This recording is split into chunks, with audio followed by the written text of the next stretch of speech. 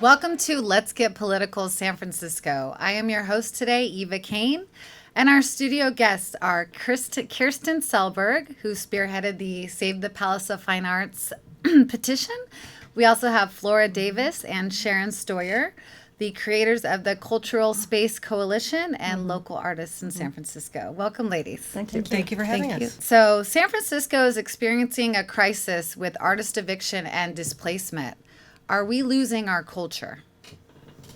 I would say absolutely. Having grown up here in San Francisco, the changes I've seen over the past 3 decades, particularly accelerated in the last, 8 to 10 years, we are definitely losing the artists, the musicians, the cultural makers of San Francisco due to all the things that we have seen. Displacement with commercial spaces, rehearsal spaces, performance spaces, and the incredible expense of living here in the city anymore.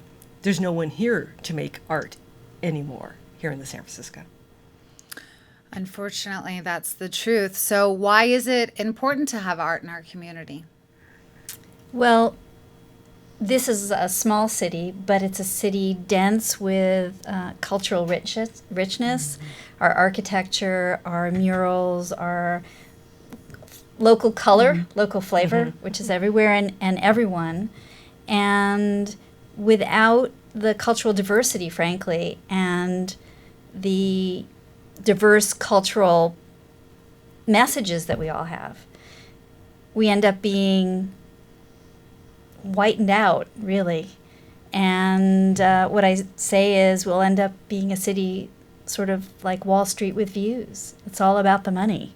And where's the heart and soul of the people who came here from all over the world to belong? Because we wanted to be here with other people who are here for generations, or we didn't belong where we were, and we wanted to come here and be a part of this. So what's happening to the arts community in San Francisco? Just break it down, ladies. I want to hear. It's disappearing. Yeah. It's one of the big things. We've Right, lost it is. hundreds Yeah. of studios. We've Yes. lost dozens of performance spaces. Our bookstores are shuttering. The support for the writers, the poets, the painters, the muralists, the rappers, there's a shortage of drummers in the city. Dancers can't live here. So here's the big question. Do you blame the mayor for incentivizing tax breaks and subsidies to tech companies and not subsidizing the arts?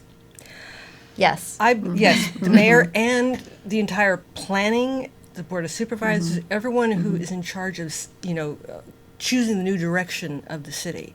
They have decided on one direction that has very little to do with the everyday lives of San Franciscans, particularly artists.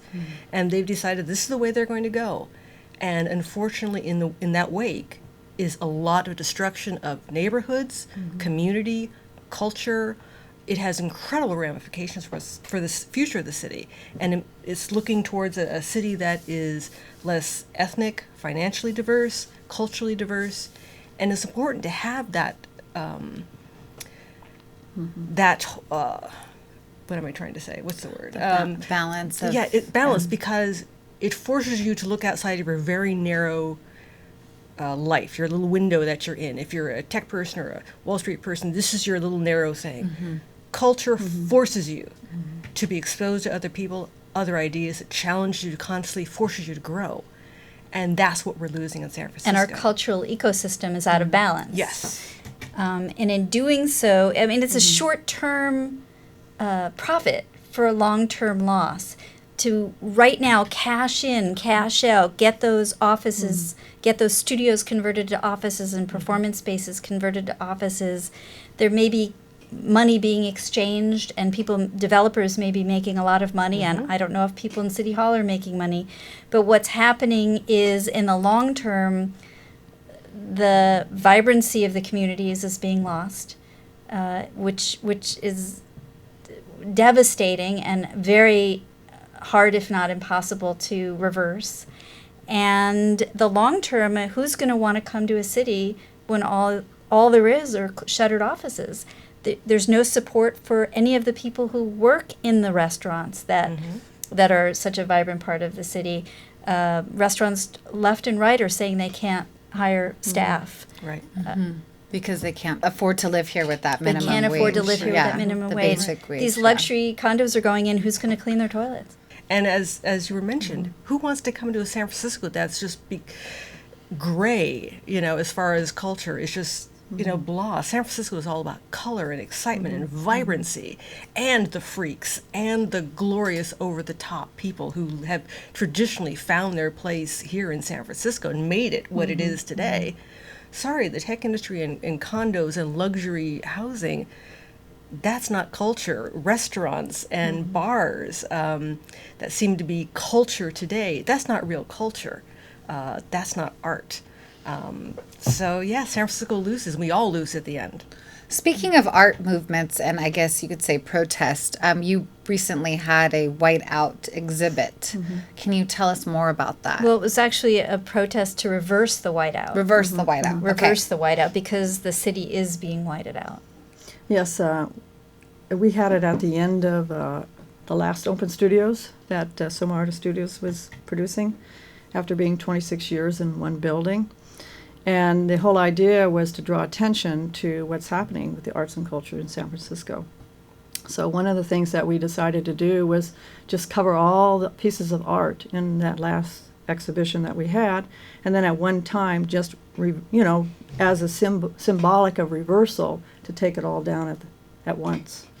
So, correct me if I'm wrong, you've been an artist in San Francisco since 1989. You've weathered the first .com That's right. boom, and you're currently a displaced artist.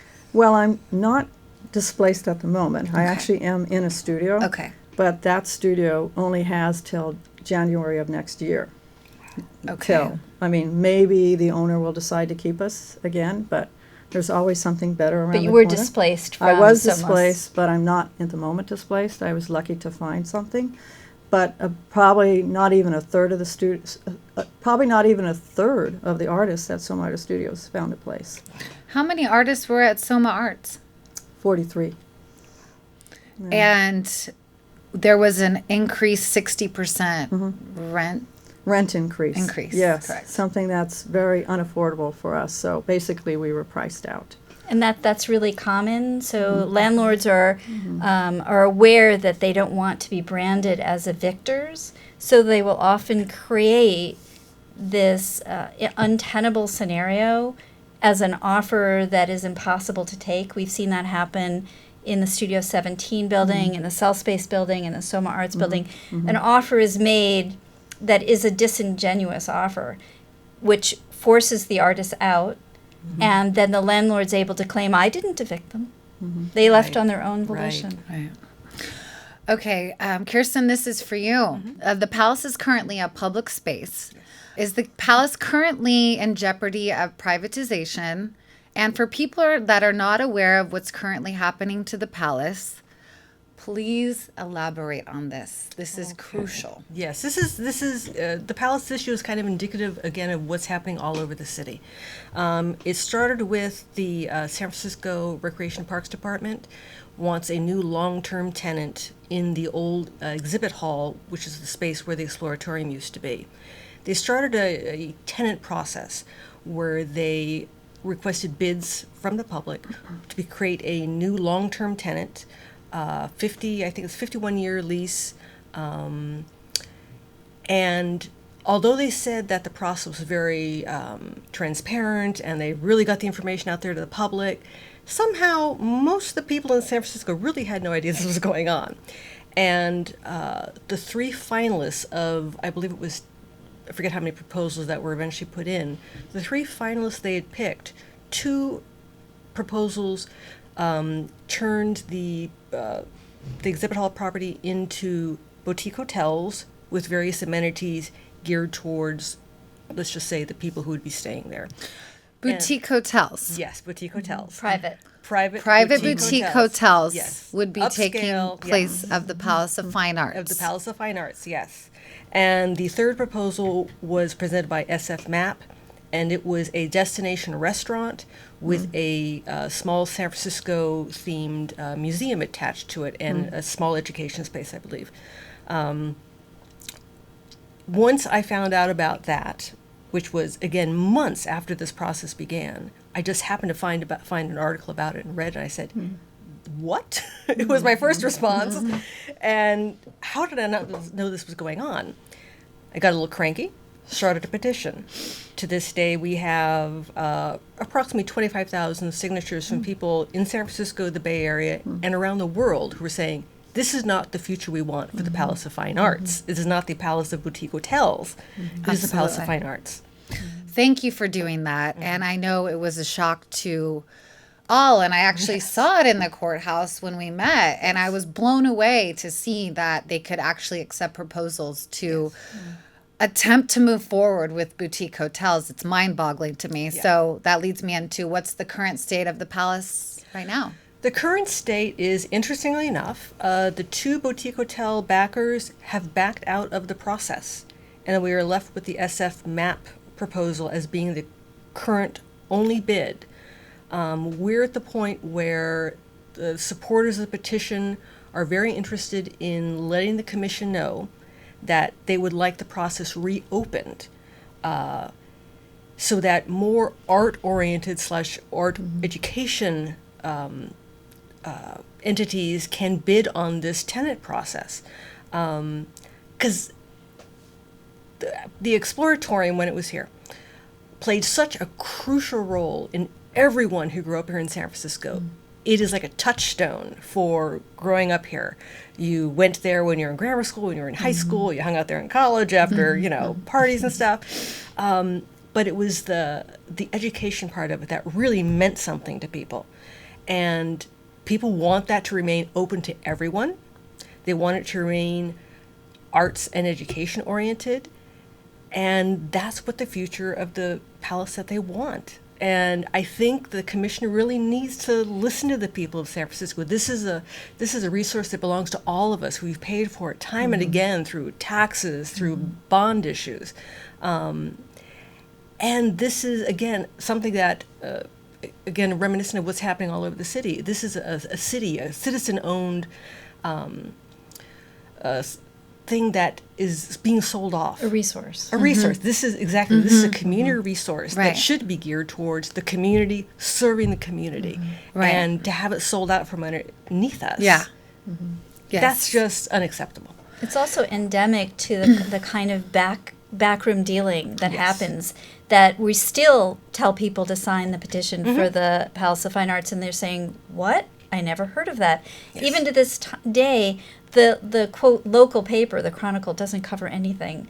People need to be subscribing to the local blogs, the 48 Hills and the Mission Local, and they need to sign up for the Cultural Space Coalition, and we'll let them know about things like that. We need to get the word out that we need to connect. Right, because once people find out what's going on, they're very passionate about it. They want to get involved. And as you said, a lot of stuff kind of happens just right under the surface where people aren't aware of it. Did you know about the Super Bowl city until it was too late? No. Right.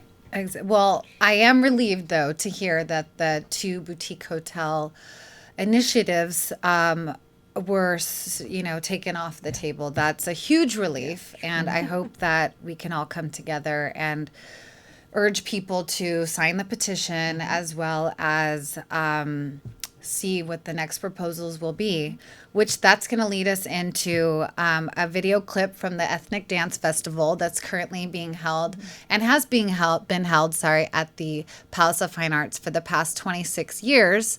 We're going to have a few clips here and talk about, some artists will speak about how they feel about the palace. Upon hearing the news that the San Francisco Parks and Recs were taking a look at different proposals for the Palace of Fine Arts, it was kind of alarming to imagine all the different things that it could become that had nothing to do with art. And hearing that it could be something else kind of tears away from the heart and soul of San Francisco, and San Francisco is known for its heart. I think it's a very low blow to what San Francisco has represented for so many decades, which is a community of supporting the arts in general. The arts and culture and diversity, and not the corporate side, not money. There's so many artists already moving out of the city because of the city's priorities changing. And so if the Palace of Fine Arts is also lost to a different sector of what San Francisco stands for, then it's another loss. I think that the space should remain accessible to the general public and to the citizens of San Francisco. We do need a place where San Franciscans can come and really experience the richness that San Francisco and the Bay Area has to offer with the different ethnic communities that live here. It would be a tragedy if this place were converted into something for commercial purpose that does not preserve the focus and the venue for arts and dance. All the artists coming here, the children, the culture, the people, it would be a total loss. I thought this would be kept as a public art space, which it should be. We have very limited art space that's accessible this way, and hopefully would stay as an art venue for our kids in the future and for their kids. The Palace is serving a huge need in this community for diversity.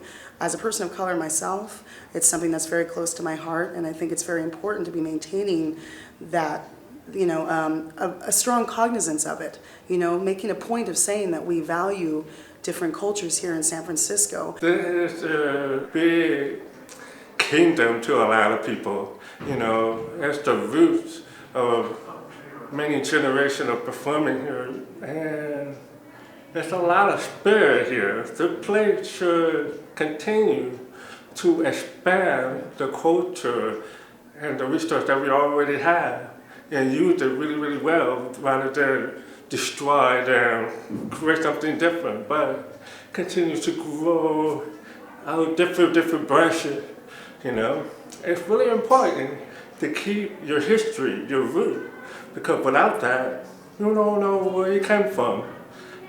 Just a lot of memory, and that is very important to the people.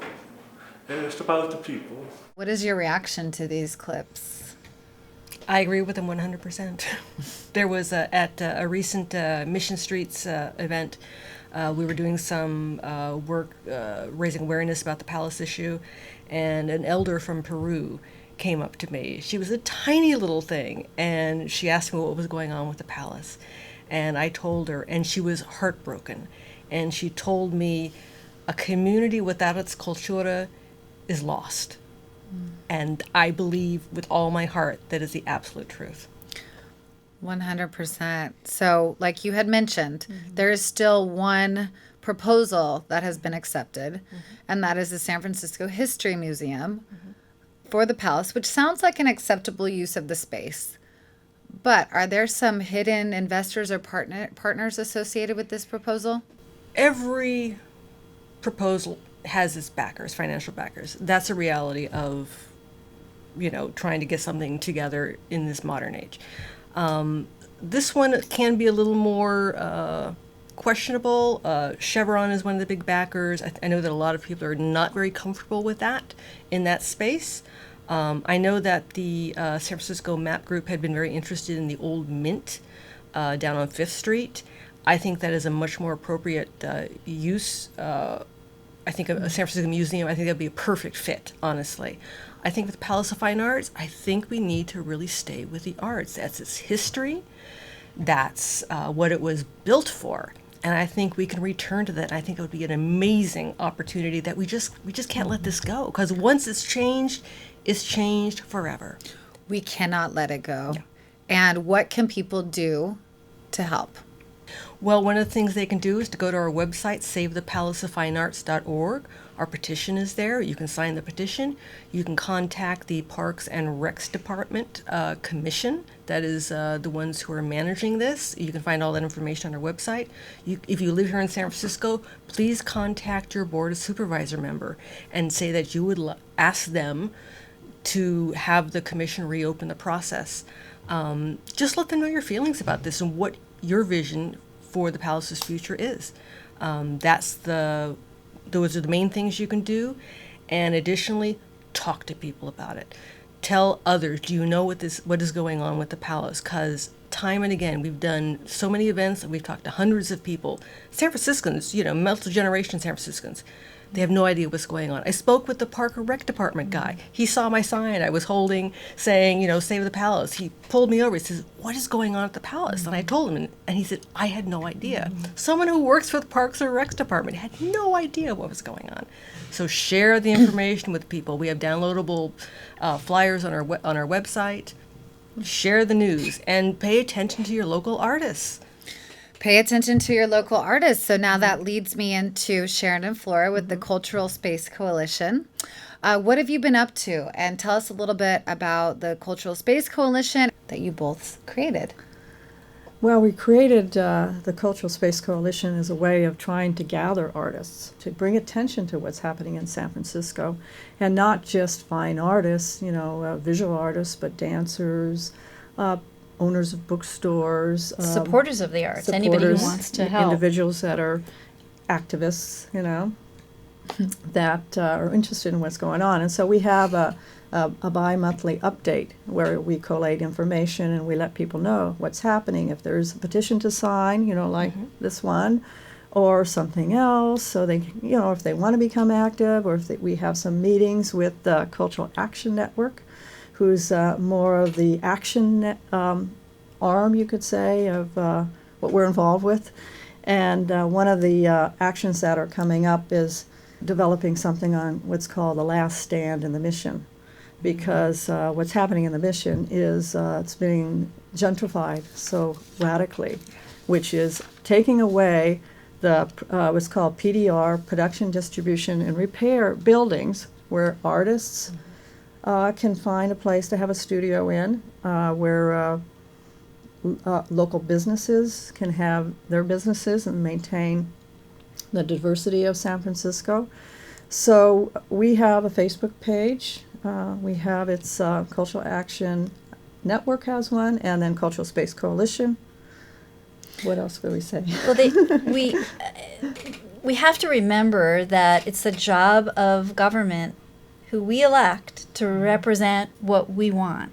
And it's time for San Franciscans, for us all to band together and to demand that there's a stop to all of this rubber stamping of whatever the developers want. Yeah. And we need to start demanding that everything is shut down.